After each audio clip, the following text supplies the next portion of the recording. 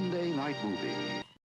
All right. Hey, welcome everybody. It is not Sunday night. It is Wednesday night at 7 o'clock. Therefore, it is time for Sci-Fi Distilled. And welcome, Mary Beth, of course, and welcome Roy from Roy's Sci-Fi Tie-Dye Corner. Unfortunately, Ross couldn't join us. He had some family obligations and stuff he had to deal with. So, but we wish him and his family a happy Merry Christmas always. So, tonight we're doing. We would have normally done a Christmas because it's the week before Christmas, but we're doing because it's the 50th anniversary of The Man with the Golden Gun, and I don't think we haven't done a James Bond movie on our show. We have not. We have not done a James Bond. This will be our first. Roy's done them, yeah. So this will be our first James Bond movie, and but before we get into The Man with the Golden Gun, I think we have a little bit of news. I have the tiniest bit of news. I have 3 tiny pieces of news. You're welcome to comment on them. Number 1, guys. So when you think of science fiction, I'm sure the first name that pops right to the front of your head is Snoop Dogg. Snoop Dogg is going to be teaming up with Luc Besson. Now, we know Luc Besson from Fifth Element, for a sci-fi movie called The Last Man, in which the rapper will star and serve as co-producer. Snoop has teased the film, saying he's working on a film in the vein of Planet of the Apes, but with dogs instead of apes.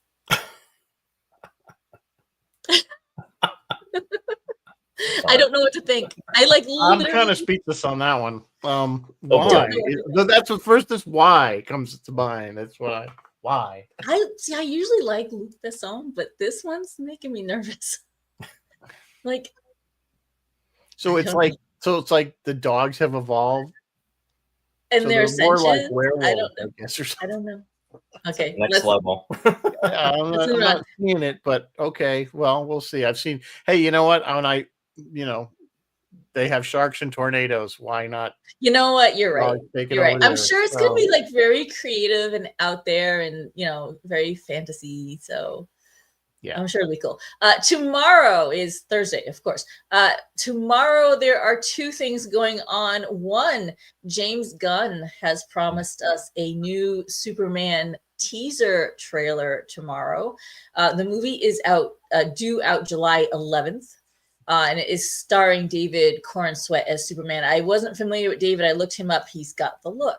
So we will see what James Gunn does with Superman. And tomorrow is the last Lower Decks. I'm still a little sore about that, guys. Yeah. I'm still a little not considering happy. what they are renewing. You know what I'm saying? I don't mean just Paramount. I mean in general. It's just right. I don't know. I give up. I think I'm giving up on television in general. It's just it's getting. So that's my 3 news tidbits for the night. Rizzo, what are we drinking while we talk about? I neglected to only keep talking because I neglected to. Oh, you did the slide. Upload the slide. I completely blew that one. Hello, Jeff. Hello, and I will upload the slide. Sherry is here. Hi, Sherry. Bill Sotek's here. Hi, guys. Welcome. I hope everybody's ready to kick back and relax, enjoy some James Bond conversation. And I hope you guys are all ready for Christmas because it's like a week from today, right? Oh, are you joking? It is a week from today. I went to the dentist today. They're like, are you all set for Christmas? I'm like, no. Nope, not really. Haven't done any shopping yet. So, no, I'm pretty much ready. You are good to go then. I just gotta get to cook. You always got to do cooking things. I'm ready. Yeah, I was gonna say I'm ready to make some cookies and stuff like that. But other things that are, by the way, dropping. I was gonna say, Chris LaRoche, entertainment is finally going to the dogs. Literally. Literally. That's funny. Little dogs. But now I completely lost my train of thought. The drink. Well, you mentioned Lower Decks. That was one thing I was gonna mention Lower Decks about that. There was other things. Silo is almost done, I think. Silo season 2 is Here's the drink, by the way. What else? But it has to be. It has to be, right? Mm-hmm. Vesper. This is what James Bond drinks. The impossible part is you cannot get Lillet Blanc anymore. They don't make it anymore, at least not in its original form. So you got to use. Most people use a dry vermouth, but essentially it's the shaken not stirred. This is the drink. the Bond drink. So I've tried. That's what he was ordering. I have made Vespers before. Not my drink, but if you like that kind of martini. Is it named after the little Italian moto scooter? No, that's Vespa. No, whatever. Okay. Vespa. Of course, if you watch the Daniel Craig, the first one, Casino Royale, it's named after his, would have been his wife, his girlfriend, who gets killed. They gave him a backstory. He names the drink after. It only took 40 years, but they gave him a backstory. They gave him a backstory. Well, that was the thing we were talking about on Her Majesty's Secret Service. It's he gets married, and of course she gets killed right at the end. So it's really quite sad ending for him. So anyway, we are not talking about those movies. Well, we will probably. We may in passing. There's like just so much. It all interconnects. It does all interconnect. This is Roger Moore's second outing as James Bond. Not hugely successful financially for the studio, and not critically acclaimed. Not the best. Although it has it's got Christopher Lee in it, so there's you got a little bit of name recognition there. Good. He is always good in what he does. Of course, we all know him. Of course, more modern. Well, we know him as Dracula. Sourman. In fact, I think there was a story where Roger Moore found a cave with bats, and he said, "Your minions await," or something like that. They're there for you, master. They're there for you, master. Yes, for Lord. Yeah. So, that was one. I don't know if you mentioned Nosferatu is supposed to drop Christmas. Yeah, Nosferatu is supposed to be out soon. Very cheery Christmas movie to drop on Christmas. I know, right? So does that make Nosferatu a Christmas movie? I mean, they're all telling us how, it has to be around Christmas time to be a Christmas movie. It's right up there with Die Hard. Well, Die Hard is a Christmas movie. I don't care what you say. They drop movies at weird times. We talked about the last Christmas. I just thought it was a really weird. Like, why wouldn't you try to put that out at Halloween? Exactly. I know. Christmas time is a big movie drop. So everybody's off from school. December is a big one for some reason, but I don't know. Hey, it can't be any worse than Santa Claus Conquers the Martians, okay? Did that come out at Christmas time or it come out in July? Yeah, like the one we did last week with Miracle on 34th Street came out in July. Came out in June. June. Why? Yeah, Ross subjected that to me about maybe 3 years ago, and oh my god. I remember. Yes, I remember that. No, we try not to do those horrible movies. We only torture Mary Beth with only the best stuff. Like James Bond. James Bond. So anyway, this I only objected to the pigeon, really. I just I have some objections for this movie. So tonight, guys, this movie was directed by Guy Hamilton, and tonight you're gonna hear me going, why did Guy do that? And then on Friday, when we go on Ross's show, you're going to hear me going, wow, Guy was a genius. He did some really smart things. It's like he did, I don't even know what he was thinking. Like, why did he do what he did? But let's get into it. Let's discuss. So this was actually clearly written right around the energy crisis, the OPEC crisis. Remember, if you guys that are old enough, remember the odd and even days for gasoline and all that nonsense. So they were kind of putting this around, there's this device, the Solex, they call it, that will basically solve the energy crisis because it makes solar energy so efficient and cheap and whatever. That's kind of like almost the side story here, but because it's supposed to be more about Scaramanga, who is the man with the golden gun, who is an assassin, and he uses golden bullets with a golden gun, obviously. And apparently he is out for James Bond. Of course, we find out that he never really was. That was just the girlfriend that wanted him to get involved. But then, of course, we find out it's all connected because Bond was looking for the Solex thing, and then Scaramanga has it. So. Yeah. And what's interesting too is this was the 13th novel in the Ian Fleming novels, and this was actually the last one that was produced by him, and it was released after he had passed away. And really? Yeah, there's not a lot of the similarities. Well, the main similarities, you had Scaramanga. Yeah. The Goodnight character was mentioned, but really, in regards to the story, I believe it was originally going to take place in the Bahamas, but then a lot of the other Bond movies had done that. So then that's when they changed the locations for that. So yeah, that's kind of like there's some debate too if he had not. That's interesting. I know he had visited this set. There's pictures of him, but then he passed. Like Ian Fleming had passed. Like shortly thereafter, right?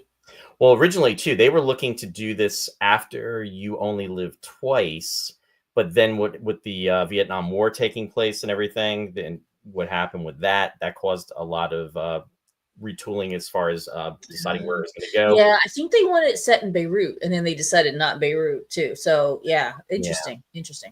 So a lot of different things taking place there. Yeah, so they ended up in China, Bangkok, basically. Thailand, yeah, gorgeous. So that's Mulan Bay. I forgot what that place where the evil lair is, so to speak. So that island obviously exists, and it's still to this day considered. They call it James Bond Island. Yeah, it's a tourist area, which is cool. Phuket is gorgeous. Phuket is a huge tourist area now, but apparently, like when you watch the interviews at the time, Christopher Lee described it as a primitive native village. It was kind of primitive. I was like, oh, it didn't sound like it was really like they couldn't get phone calls out and stuff like that. Yeah, I mean, well, you got to remember this is 1974, so the infrastructure probably in China, was just coming into it as an industrial power. You know what I'm saying? They were still fairly behind third world in a lot of ways. So the fact that doesn't shock me at all. It's Thailand, not China, but and then they went over to Hong Kong. It's near Bangkok, though, right? I mean, or is it?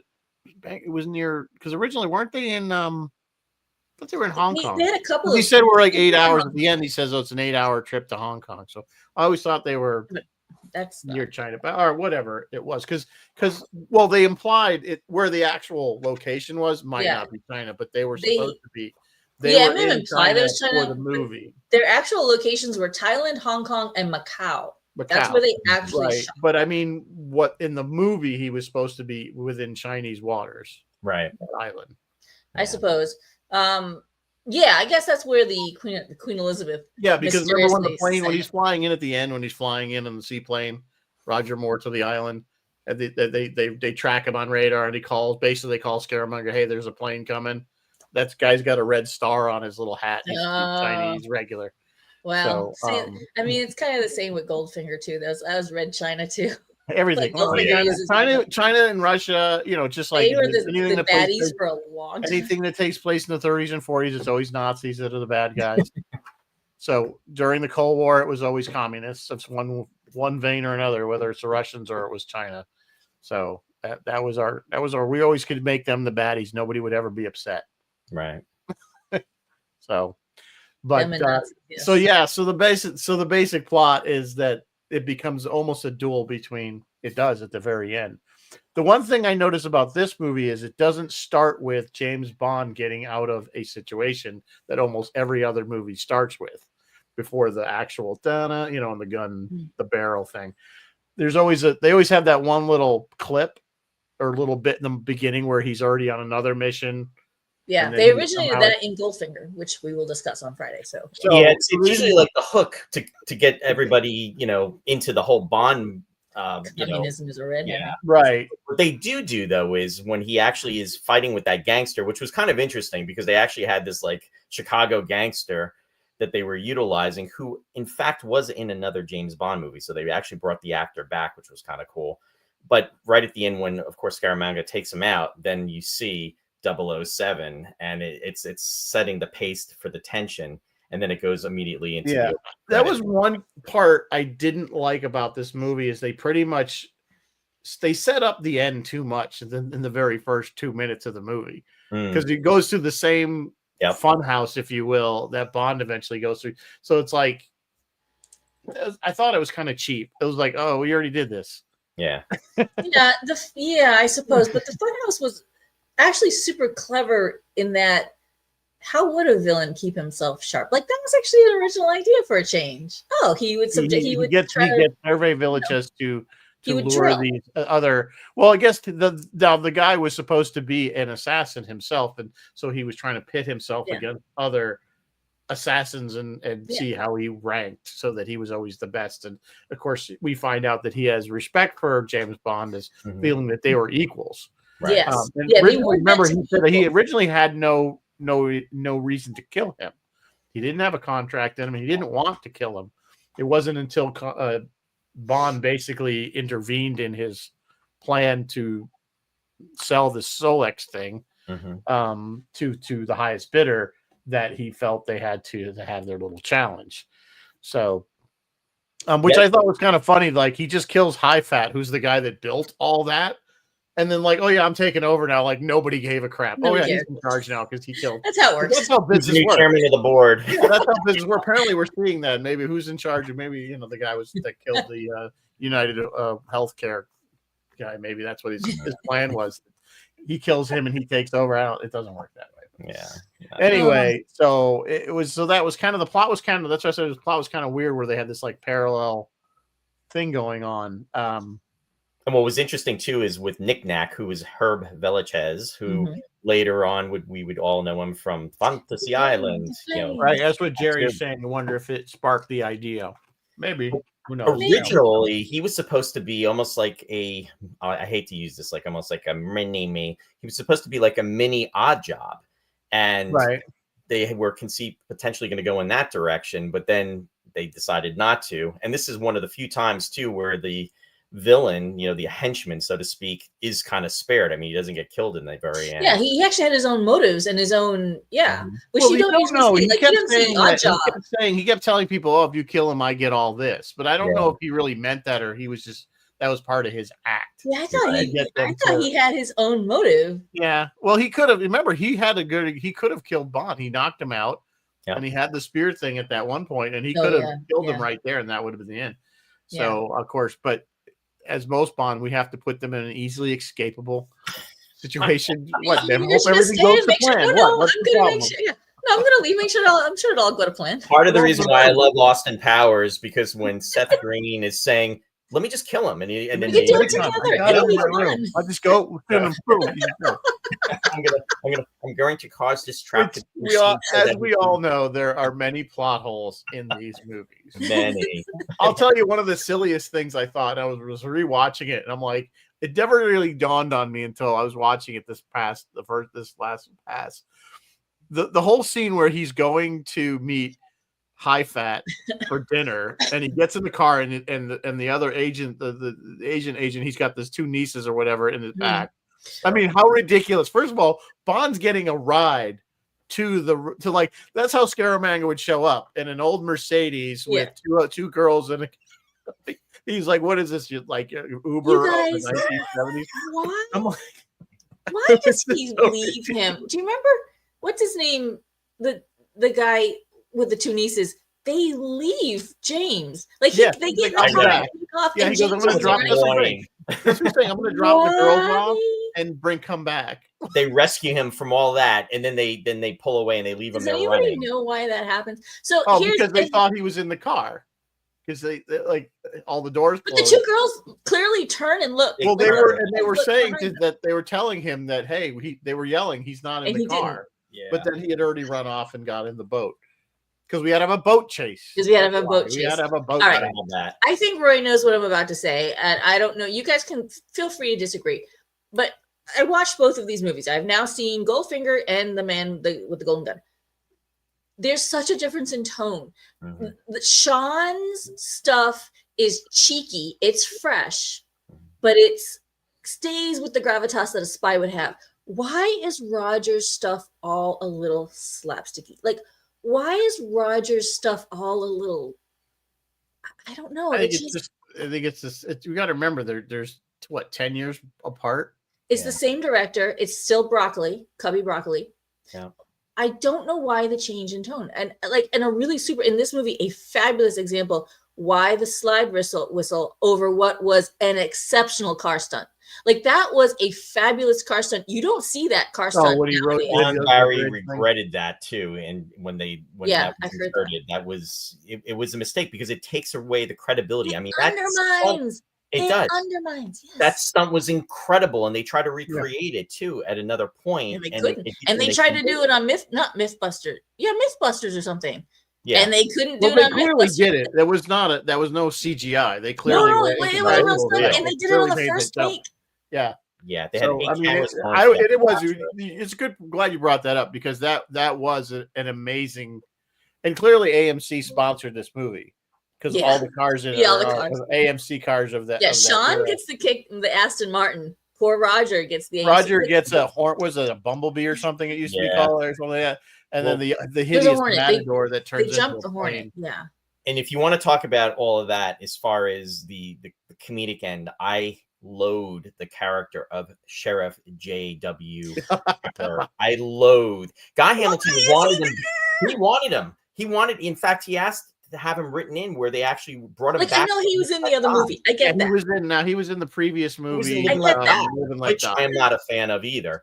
But to bring him back, I mean, it was so ridiculous. It was. No, it totally undermined. None of his stuff aged well. He's a useless character.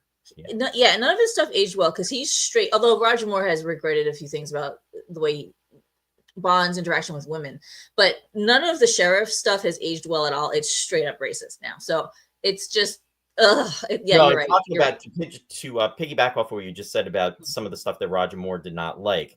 What they were trying to do too is they were trying to bring back elements of the Sean Connery character because what happens is when he's in that scene with Maude Adams and he's trying to get the information, he starts twisting her arm. He slaps her once, slap her again. He was totally against that. Then there's also the scene when he takes the little boy that jumped into the boat. He admitted he regrets that. Yeah, he regrets that. I kind of agree with him. Oh, when he's the $20,000 and he pushes. Yeah, and the kid. I thought that was kind of funny. Yeah, but in regards to just slapping women around, I'm not. Yeah, no, that did bother me. Roger's point was this guy should charm and seduce information out of women, not beat it out of them. Exactly. No, I agree. I think in this particular instance, particularly, it didn't work, and I think it was cringy. Even for I think it was cringy for 1974, in my opinion, let alone today.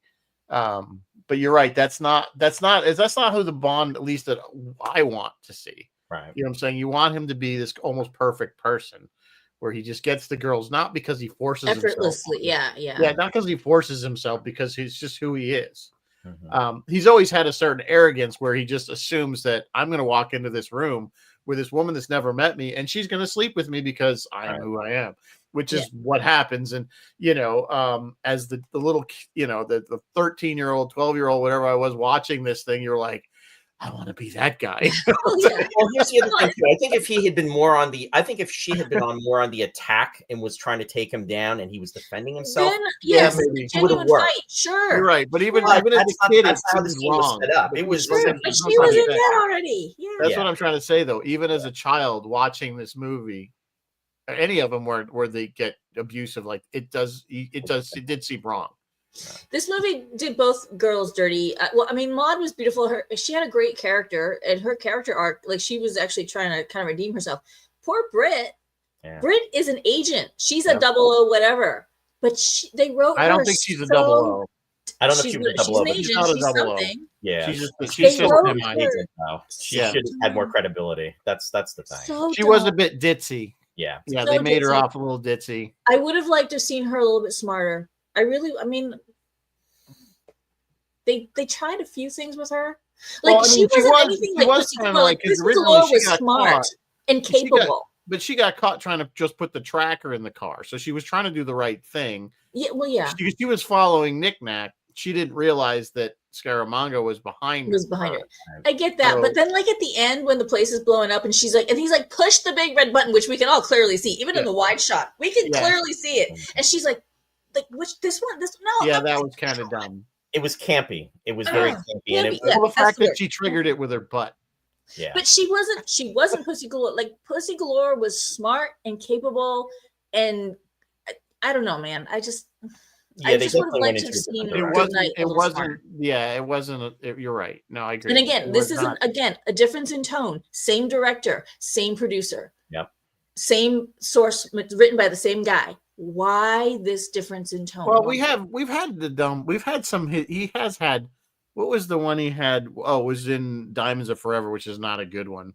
I'm not a fan of the movie either. There's the one girl that gets thrown out. Oh, that's the guy, by the way, that the mob guy was in that movie, right? Where they throw Bond's girlfriend, the woman that he's seducing, out the window, and he says, and she lands in a pool, and he's like, I didn't know there was a pool, like, you know.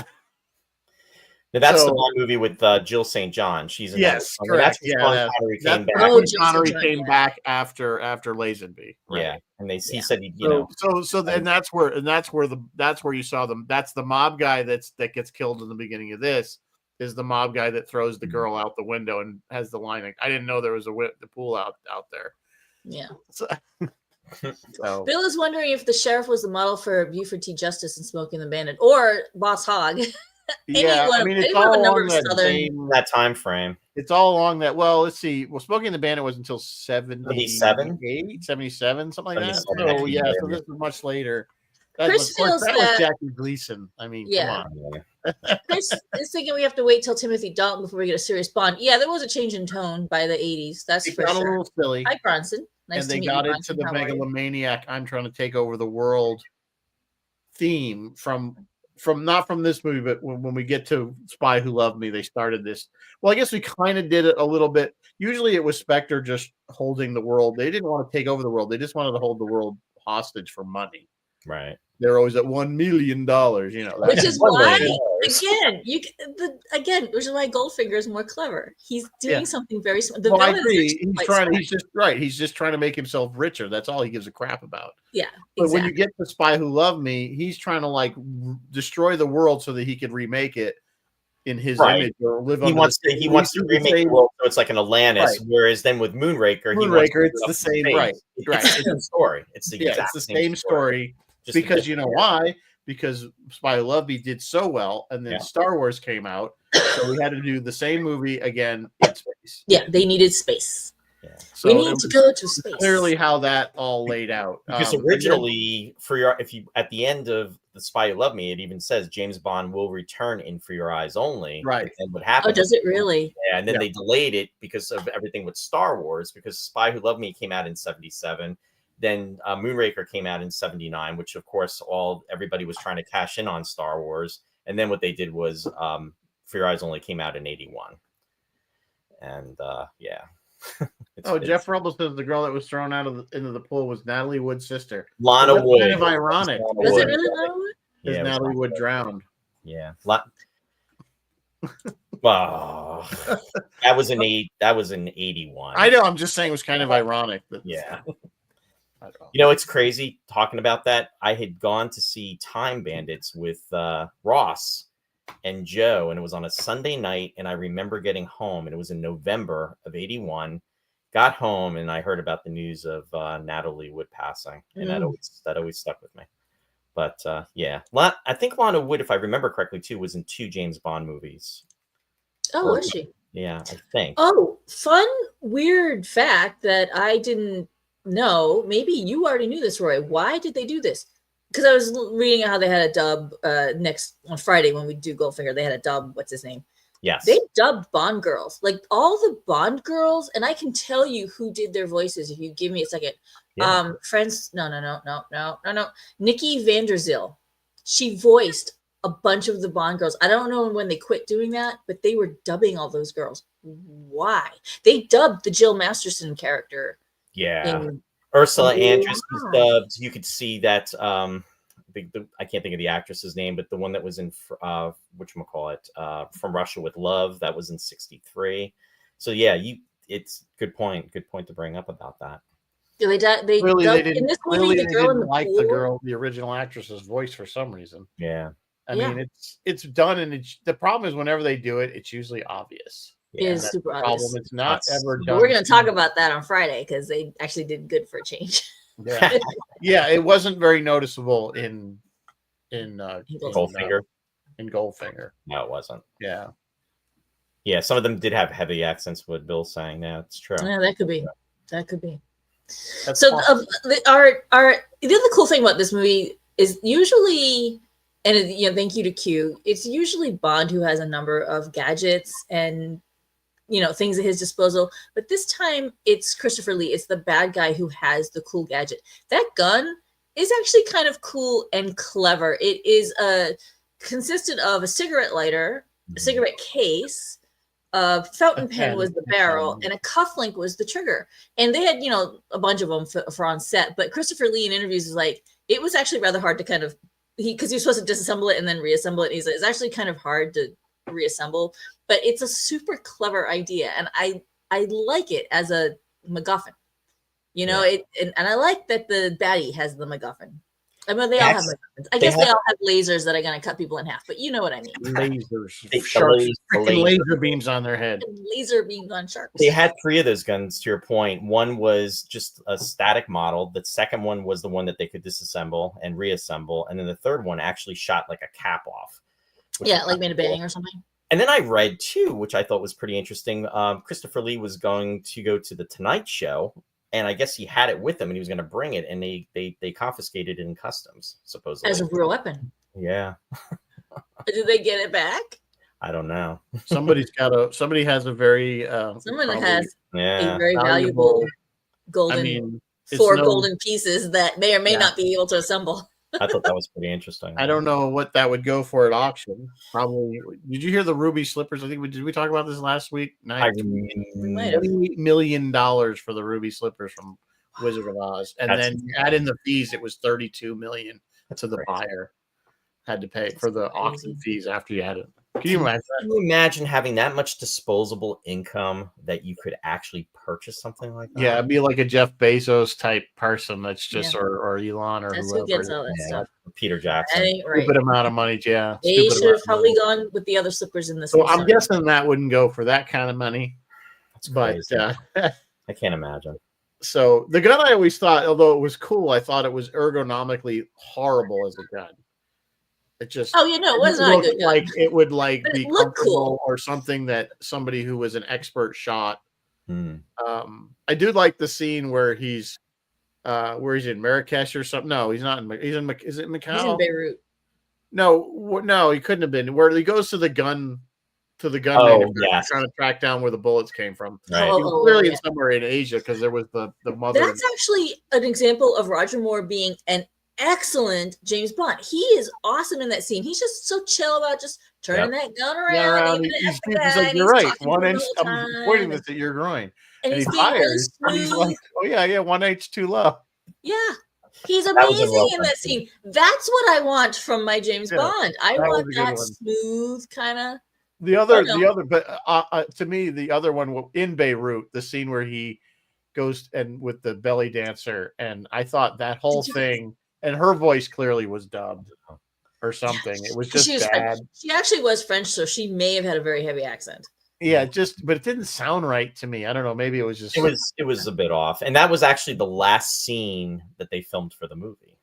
Oh, was it really? Did you guys catch during the fight? They knock the vanity with the mirror, and it changes, and you can clearly see the entire crew. Like you see the camera, the guys, like multiple crew members are standing around.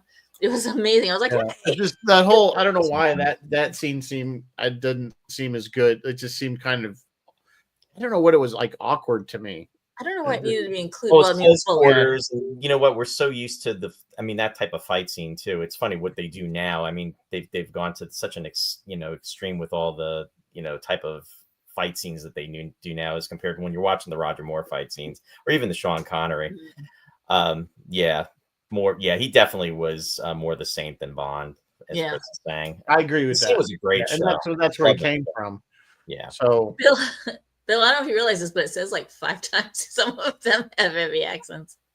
Oh, you know what? Speaking of guns, too, this was the first film that actually showcased him with his Walter PPK. This was the first movie that actually showcased And really, he only killed the one person. Usually Bond kills a lot of people in his movies. He only kills Scaramanga. Yeah. Scaramanga kills everybody else.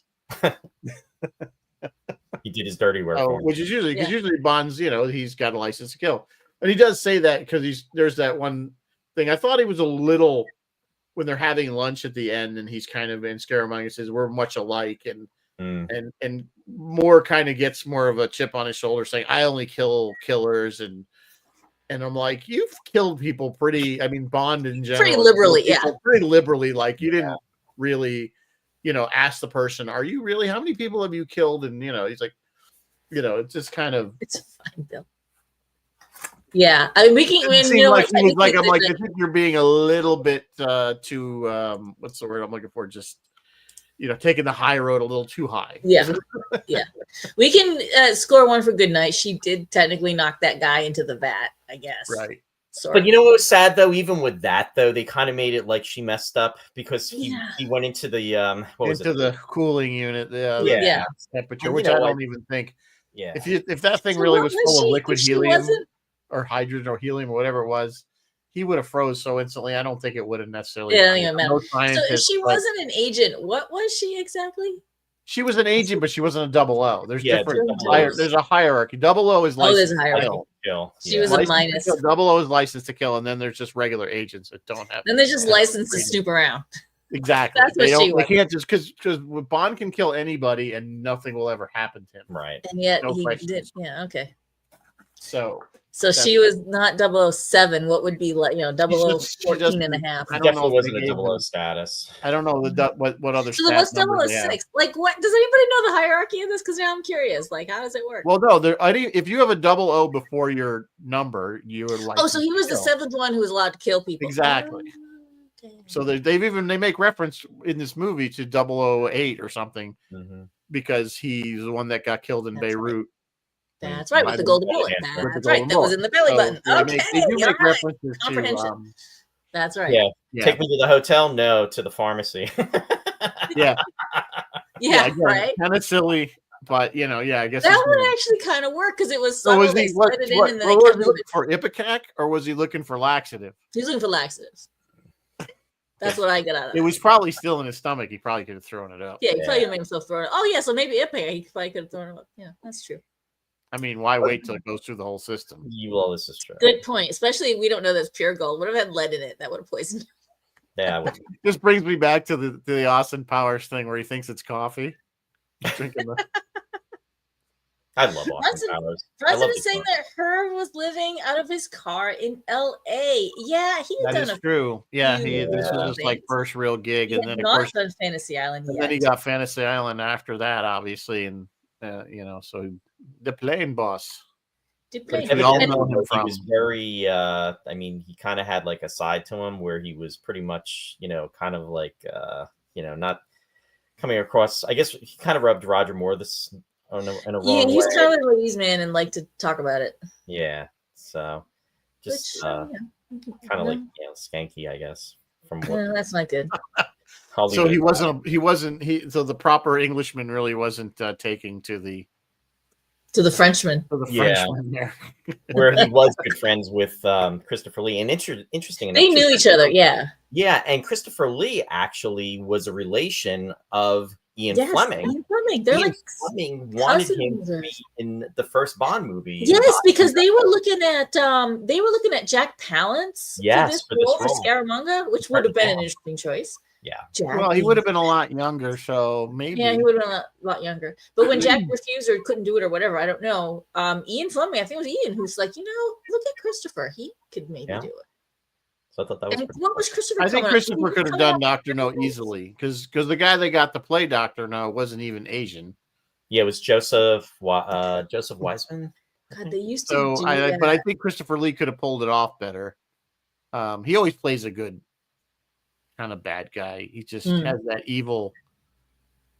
Yeah. I guess maybe it's from playing Dracula. I don't know why, but he does have an aura of kind of. Although he did a Space 1999 episode. I had to sneak that in. He did the 5th episode called Earthbound, and he was a part of a peace-loving race. So it was probably one of the few times I didn't see Christopher Lee, playing this like evil, whether it be like, a heavy or, like Dracula.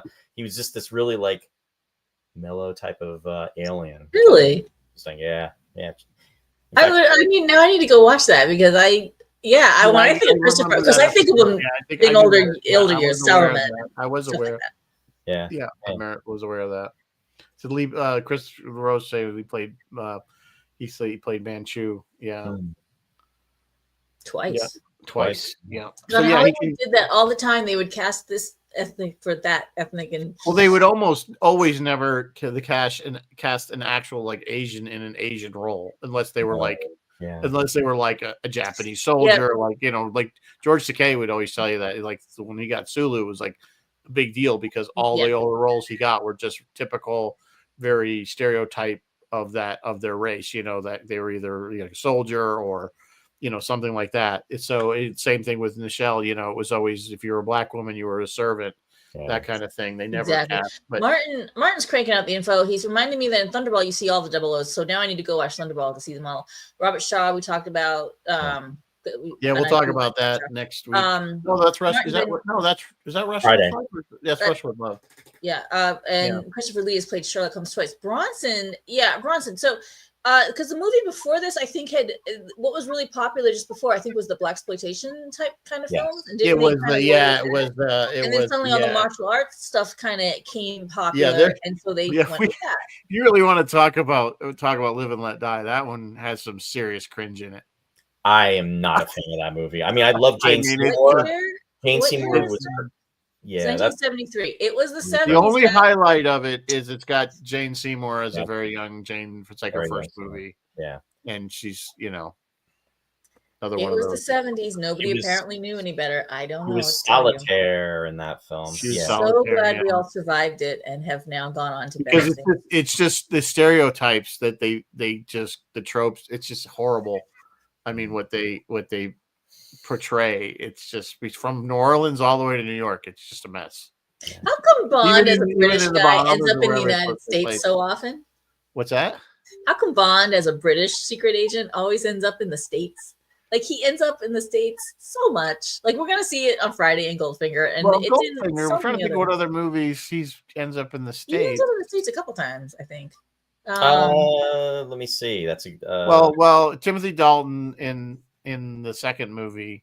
Yeah, he's definitely in Florida. I think License to Kill. Well, he's in the Keys. He's in the Keys. That's Florida. He's trying to think. What else? Where else is he in the United States? I'm trying to think. There's a couple of them. I think there's references to the United States. He's like almost never see him in like New York. Sometimes I think maybe LA, but like no other major city. But like it was so odd for him to be other than this one where he ends up in Kentucky. He has to because we're switching movies, but that one was you have to if you're going to do something with Fort Knox, you kind of have to be in Kentucky. I mean, right. Yeah. Bronson's telling us the cat. Now we're back on gold. We're back on the Man with the Golden Gun. Bronson's reminding us, and this is true, the cast and crew were housed in a brothel unwittingly. What happened was there was no hotel in Phuket. So they found this brothel and they gave, all right, ladies, you're all on vacation. Goodbye. We'll see you. We need your rooms. Just don't put a black light in here anywhere. Got rid of all the ladies. No, but Roger or Christopher. I think it's Roger. Go find it. There's an interview. He's like, you don't understand how primitive. The bedroom was nice. There was like a bed and all that. But then the bathroom, you go out and you literally step outside and it was literally a hole in the ground. And I was just like, oh, that's primitive. Like that's really primitive. Again, you have to remember, this is 1974 in an area of the world that was not developed. Fast forward to 50 years later, and now it's a tourist spot. And now it's a huge tourist attraction. Yeah. So, I mean, you have to really put things in perspective. Yeah. They had warnings on set in case of snake bite. They were saying don't go in the river. A couple of those river scenes for the boat chase and for the scene where the sheriff gets knocked into the river by the elephant. Talking about the river, they were like, if you go in, you had to get all these shots. They didn't want Roger to fall out of the boat. Yeah, he fell out twice. Once he did it on purpose just to piss off, I guess, the director. The second time he did it, and when he was underwater the second time, he opened his eyes and he could see where the Undertaker was taking the bodies of people that didn't have money for proper burials. They said that they were all just floating down there. The other interview, nasty. Yeah, he said it was awful, and he said there was also a dead dog on the side of the river. There's just this dead dog, and they would look for it every day to see how further downriver it had moved. Like it just it sounded horrible. Yeah, very primitive. Yeah, and then after that they went to Hong Kong. They're like, it was so wonderful and civilized, and we had tea every day. At right. Well, again, that was in the British were still under British rule. Yeah, still under British rule back then. When that was only really relatively recent, like 10, 15 years ago that it switched over to China. I believe it finally was super recent. It was under the whole. There was a whole. I don't want to say contract, but they had planned to. So many. It was just like us giving over the Panama Canal. Yeah. So in the scheme of things, that is not that long ago, really. No, it wasn't that long ago that British pulled out of Hong Kong. So interesting. But yeah, I can imagine some of the, again, like you said, it's interesting that they ended up putting it there because they originally wanted to put it in the Bahamas, but they'd done the Bahamas too many times already up to this point. So it would have been, and which they do spend. If you had to put a country that he spends a lot of time on, it's definitely the Caribbean. Or actually, not that that's a country, but an area of the world. He spends a lot of time in the Caribbean. Yeah, that because even doesn't. How convenient that these villains like right, if you have to have a place to shoot. Beautiful beaches. Isn't Thunderball? Isn't that also in the same area? Isn't that like in the Caribbean somewhere? I don't know. All I can think of is the Timothy Dalton one, where all I saw was skiing. It was like an hour of skiing, and after a while, I was like, I think that was in. I was going to say, was that Aspen? Or no? I don't know where they no, they were in the Alps. They were in the Alps. Oh no, you're for Timothy Dalton's thing. Yeah, the Timothy Dalton one. Yeah. Majesty's Secret Service. I don't. Oh yeah, they filmed this in the Alps. No, wait. Goldfinger was in the Alps. Wait, was this in the Alps? The Goldfinger was partly in the Alps, but not wintertime. It starts in the Alps. It starts in the beautiful Alps, and then it goes to Kentucky. Of all places, right? That's where Fort Knox. Well, of course, yeah. It's a total 180, though. Again, Guy Hamilton. What are you thinking? We'll talk about it Friday, but there's some massive plot holes in Goldfinger. Yeah. I have a lot to talk about in Goldfinger. I mean, all of these movies. There's plot holes in this thing. Yeah, again, like I said, I think the funniest thing is the whole scene with when he goes to High Fat for dinner and the nieces. I still crack up about that one. That we're going to just tote these girls around into this potentially dangerous situation. I'm going to drop them off and come back for you. And come back and get you. Yeah. We're just going to drop you at the door and then hope all goes well until I come back. And then we find you the next day randomly at just some property because he said, well, how'd you find me? Well, High Fat owns this place. I bet High Fat owned a lot of places. Russ putting his mausoleum. Russ is saying that Roger Moore and Lois Maxwell, who plays Moneypenny, were classmates from the Royal Academy. The other thing we were talking about Lois Maxwell before the show started, and I'm going to talk about this tonight, and I'll talk about it again Friday night. I want to talk about Desmond Llewellyn. He is my favorite. He is the most constant thing in all of the Bond movies, and he's always there, and he's always reliable. And Q is going to come and take care of Bond. And what's interesting about Q, and we'll talk about this even more so on Friday, is that when he started out, I mean, he's more of a serious character, and it's like you don't have so much of that friction with Bond and Q. It's pretty much him just letting him know that he's got these gadgets for him, and they're kind of working together, which they always do work together. But those quips that were put in, that friction and everything, that really developed, and that was always, I remember watching these movies like with my dad, and he'd be like about Q and everything, and it's like getting to see the really cool gadgets and everything, and how Bond would always like pretty much screw it up. He'd give him the I mean, come on, he had the Aston Martin and the whatchamacallit, the one with GoldenEye, I think it was, with help me with Pierce Bronson. And that car gets destroyed right at the end. I mean, it's like he never brings back any of the devices. Well, GoldenEye, that was what the BMW. It was a BMW. The BMW. I'm sorry. Yeah. I mean, even in Goldfinger, which we'll talk about on which Friday, is where we first see the Aston Martin. Which is the first time we see it too, which is really cool. Because in Dr. No, he had a little. It was an MGB, I think. Yeah. And then even in Moonraker, when he has the that boat that he pretty much goes over the waterfall, and he hang glides, that gets destroyed. So there's a constant pattern with it, but it's always also been the fun because it's like, what is Q going to present to Bond next? And then we get to see these really cool devices, and then we know pretty much later on in the film Bond's going to survive, but we don't think the devices are. No, exactly. Exactly. That's really what I mean. He always says that, please try to treat it better. Yeah, he does. I know he said that in Goldfinger, and I was like, you're never going to see that again. What are you talking about? You're not going to see. The other thing about Goldfinger, and I should save this for Friday, but I just get super excited. That car was loaded up with more stuff than what we saw. Like he went over some of the stuff that had it, and they did use the ejector seat on screen as part of the show, but that car had other stuff in it that we didn't even know about. That that was a sensible cool. It had it had the grease. It had the grease gun in the back. It dropped caltrops. It had the shield that would come up, block the thing. It had the spinning wheels that would come out of the hubs to tear up other tires. It had the machine guns under the headlights. Had a car. It had a phone in the car. Yeah, it had some kind of tracking device that was built into the dash. And they got rid of that classy car for a Hornet, like an AMC Hornet. It was the car got destroyed anyway, we assume, but yeah. Well, that was impressive. Is that though? I mean, we didn't see a really cool car again until the Lotus, right? But how impressive is that though? From 1964. Having a car like that, I mean, can you imagine being in the movie theater and seeing that for the first time? I mean, that Aston Martin DB5 is still one of the most beautiful cars ever built. It is a beautiful car, yeah. It's still, I would, and to own one, I think they're like the few that are actually out there, like they're worth millions. Like you can't even touch them. Yeah. Partly because it's a Bond car, right? But the original one, I thought somebody might know, the original one up for auction, the one that had all the gadgets built into it from the movie. Because some of them did work. Because the roof would eject, and then the passenger seat would go, and stuff like that. They kind of, But the story about how the Lotus ended up as a Bond car. Lotus built the car, the Esprit, which is what that car is, and they were trying to market it, and they wanted it to be the next Bond car, but they couldn't get any inroads at the studio, so they just went to, I don't know if it was Pinewood or whatever they were filming, and parked it out front and just left it there. And then, of course, somebody saw and goes, what is that car? And they're like, and that's basically how the studio became aware of it and then said, oh, we got to make that, because they didn't even know what it was.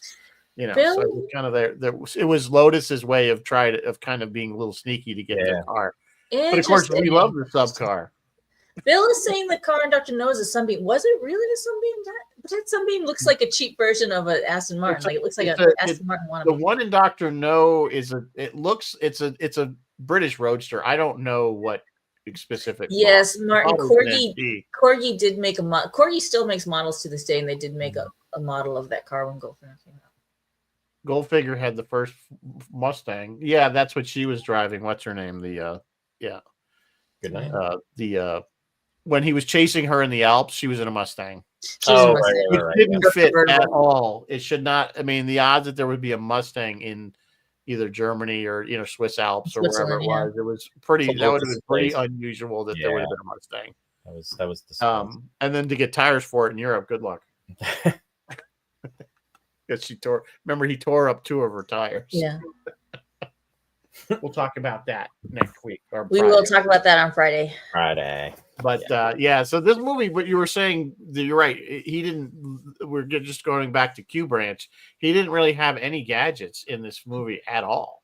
No. He didn't have anything other than the plane, if you want to call it. But that was just a run of the mill commercially produced plane. There wasn't anything special about the plane.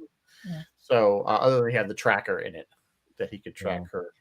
And interesting enough too with this film, because this came out in 1974, because we're celebrating the 50th anniversary of it. The next James Bond film would not come out until 1977. This was the last film that actually had Albert Broccoli and Harry Saltzman working together.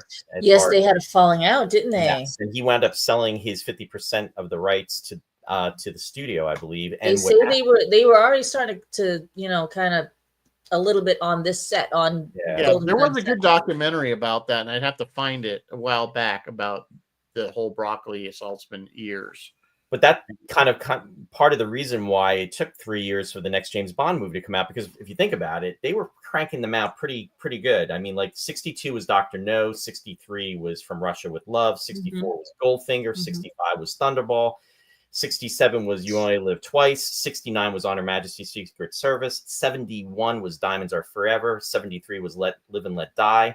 But then you had 74 for this one, and then there's the 3-year gap, which would be the Spy Who Loved Me, and then of course Moonraker at 79. And as you can tell, I know these because those are my favorite movies of the Bond series. And Bronson's just mentioning that this is the last film to be directed by Guy. Exactly. So clearly they were like, okay, you know what, we need to changing of the guard, so to speak, and it definitely goes into a different direction.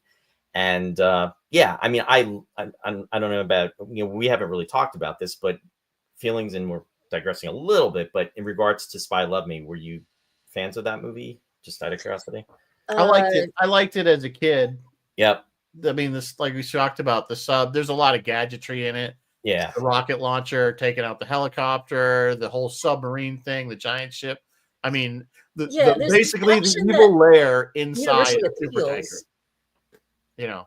And we definitely got a lot more gadgets in that movie. Oh yeah, it was for this movie having hardly any. Right, it was gadgets galore. Yeah, I definitely struggled with Moonraker, which is now the next one after that. Yes. Yeah. One I'm happy to say, Mary Beth, was when I officially changed the name of the show to Roy's Tie-Dye Sci-Fi Corner. That was the kickoff episode, and was it really? That you were yes. I can say I was part of a cornerstone event. The one thing I want to talk about, because it's getting near the end of the hour, that I did want to talk about, we haven't, and this kind of goes across all Bond films, is their opening sequences. In other words, their title sequences. Yeah. Which have always been, they've won many awards for them and the amount of work that they put, because they're always pretty elaborate, and the music.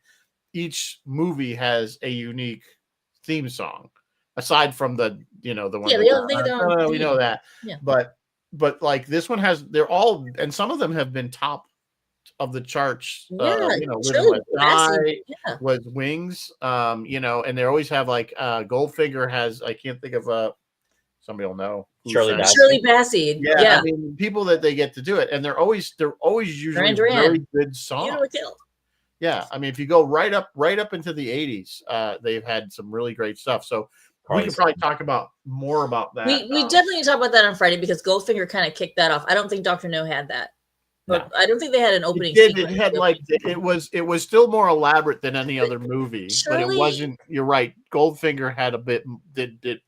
Each movie kind of took it to another took it a little further. Yeah, Shirley knocked the Beatles off the charts for a hot minute there with Goldfinger. Yeah. But the thing about Goldfinger is it's got that 1960s jazz club. Like you expected guys sitting around smoking cigarillos with some dark amber liquid in a glass. Like it had that feel, and you knew it was going to be a smoky The Man with the Golden Gun had a very similar. If you listen to both songs, they have a very similar sound to them.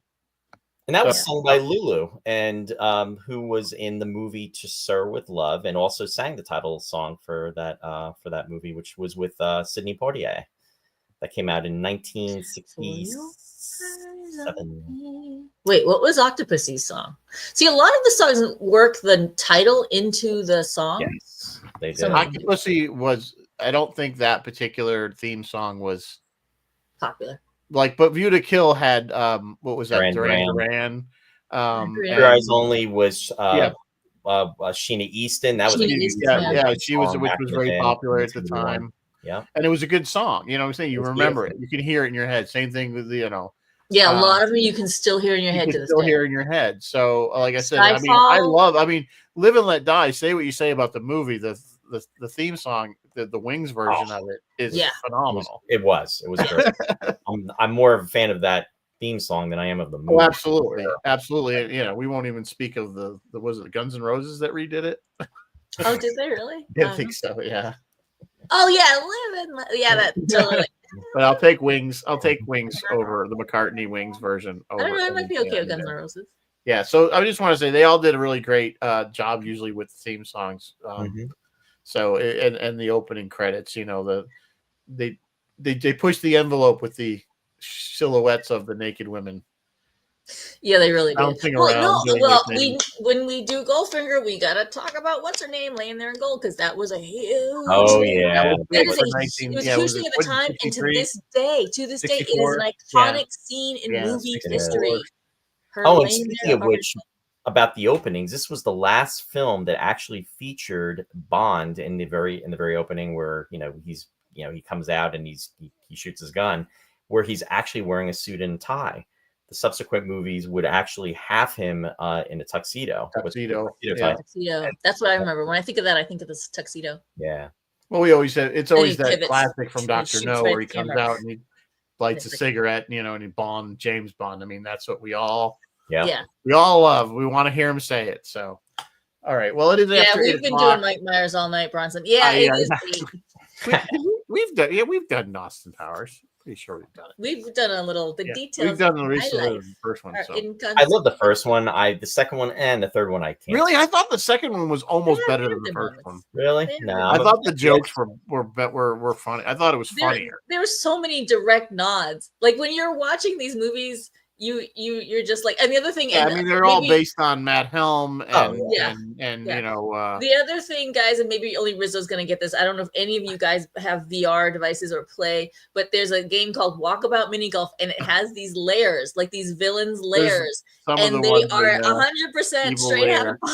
Oh, yeah, one of them, the laser lair, is like laser lair. It's like walking around a Bond villain's lair. It's fabulous. Fabulous. That's the whole time. The whole time I was watching this movie, watching them in that cool. You're thinking of that. Cool island. If you have a Quest VR headset, go play Walkabout Mini Golf and go to the lairs. The best game by far is Walkabout Mini Golf. Amazing, amazing by far. But the whole time they're in the lair, I'm like, talk about Mini Golf. You can buy them. You can either buy them in bulk or buy the courses individually. They're only like $4. So highly recommend. The one thing I meant to say it, but the opening when we started, you guys saw the ABC Sunday Night Movie. Yeah. Roy gets this. That's how we watched a lot of these movies as kids because we're too young to see them in the theater, or we weren't even born yet. That was my introduction to James Bond. Yeah, our introduction to James Bond was the ABC Sunday Night Movies, and it was usually the Roger Moore ones. Absolutely. So he was really the one that I was introduced to first as Bond, and then Connery later. And I don't know why they showed the more current ones. I'm not sure why that, but then they eventually did start showing the older ones. Yeah, and then I could see why people preferred Connery over the other. He's still the kind of the best, I have to say. Connery's probably the best, I think. Yeah, he's still my favorite. I love From Russia with Love. That's one of my favorites, and that was the second one. Goldfinger is up there too. But my favorite, I think, my favorite Connery one is either You Only Live Twice or Thunderball. I think those are probably one of my. Speaking of Thunderball, I actually had the pleasure of meeting Luciana. What was her last name? Luciana. She's the redhead that's in Thunderball, and she's the she's the yes, I know you're talking about. Yeah, Paluzzi. She's like the villainess. Luciana Paluzzi. Paluzzi. She was such a sweetheart, and I got to meet her at Chiller Theater probably about 15 years ago, and got my photo taken with her. Just so nice and so appreciative of the fans, and that it was very, very nice experience. Unfortunately, I didn't meet, and it was at a subsequent event. They had the two Swedish models, and actresses that were in this movie, Britt Ekland and also Maud Adams, were there, and I did not meet them, which sadly, but Britt was super jazzed to do this movie too. Like she really, really wanted it, and then she heard that Maud got cast, and she was all sad. And they were like, "Oh, we've got something for you too." Yeah, because Maud Adams obviously comes back as Octopus. Maud was awesome in this. She's like one of the only ones I think that did a Bond girl twice. Yeah, I think you're right on that. So pretty cool. Britt, you just run around in a bikini, okay? That's all you need. And then when they were blowing it up, she actually got scared and stopped. And Roger, I don't want to keep dragging it out, but I mean, these are definitely adolescent male movies. That's totally what they're directed at. So it's the scene where it's all blowing up, the whole lair is blowing up, and they told Britt just run. And she starts, because she's wearing a bikini, so she starts feeling like sparks and stuff hitting her, and she literally stopped. And it was Roger Moore was like, "No, come on, we gotta keep going." And I'm pretty sure it's in the film, not what he says, but you see him go back for her and pull her out. No, good stuff. All right. On that note, we'll obviously continue this on Friday. Now, will be continued on Friday. Yeah. No, Ross will not. It's going to be the three of us on Friday as well, too. Ross is really tied up. In fact, I'm trying to, I'll give a plug for the show for Friday. So come over and watch us on Roy's Tie-Dye Sci-Fi Corner. In fact, I am broadcasting your show tonight, Sci-Fi Distilled on Roy's Tie-Dye Sci-Fi Corner. So folks this will be kind of like, the follow-up discussion when we talk about Goldfinger, the 1964 classic. So Mike and Mary Beth, simulcast on YouTube too? I don't know. You know what? You probably can, but I did not do. We do. I do. Okay, cool. Yeah, we're live on YouTube too. We're actually on 2 YouTube channels. We're on my personal page, and Sci-Fi Distilled has its own YouTube channel. Okay. So I get what you're saying. Yes, actually 3. We are actually broadcasting. So we're actually in 3 places right now. Yeah. And I do broadcast on YouTube when I usually broadcast the show. But for tonight, I shared it on the Facebook page. So okay, that's fine. But, and you guys can do the same too. So then we'll get more visibility. We should. You'll have to. I'm not really sure how to do that, but we'll try. That's easy. We'll talk about it offline. But anyway, so that's going to be this Friday, 7 p.m. Eastern Standard Time. And again, Roy's Tie-Dye Sci-Fi Corner. Right. And then we know what Phil has going on? We do not. Phil's been kind of quiet lately. He's been kind of quiet lately. I haven't talked to him in a while either. Yeah. His show used to on Thursdays used to be 2 hours, and they cut him back to 1 hour. So I think he was kind of not happy about that. Anyway, I'm sure he's doing a lunchtime politics show tomorrow, and I'm certain he's probably doing Friday Night Freeform. I don't know if he has a show Thursday night, but I'm sure he's doing Friday Night Freeform. So, gotcha. All right. Well, so we are going to obviously be off for Christmas Day. Yes, we're off next week today. So, if those of you that will have a Merry Christmas or whatever you celebrate, if we don't see you on Hanukkah, whatever. And then we'll be back for New Year's Day night. And we're going to try to do this sort of Mystery Science Theater. I haven't figured it out yet. So stay tuned. Watch the pages for basically we're going to throw up a movie or an episode of something so that you guys can watch it while we watch it. And we're going to just make fun of it. That'll be fun. That'll definitely be fun. We just got to pick the exact right, perfect thing. Pick the right thing. So I'm still taking suggestion requests, so to speak. So, all right. On that note, Roy, thanks again for joining us. Thank you. It's always fun having the conversation. For everybody else, live long and prosper. And as always, may the force be with you. Have a good night and a happy holiday. Bye, everyone. Friday.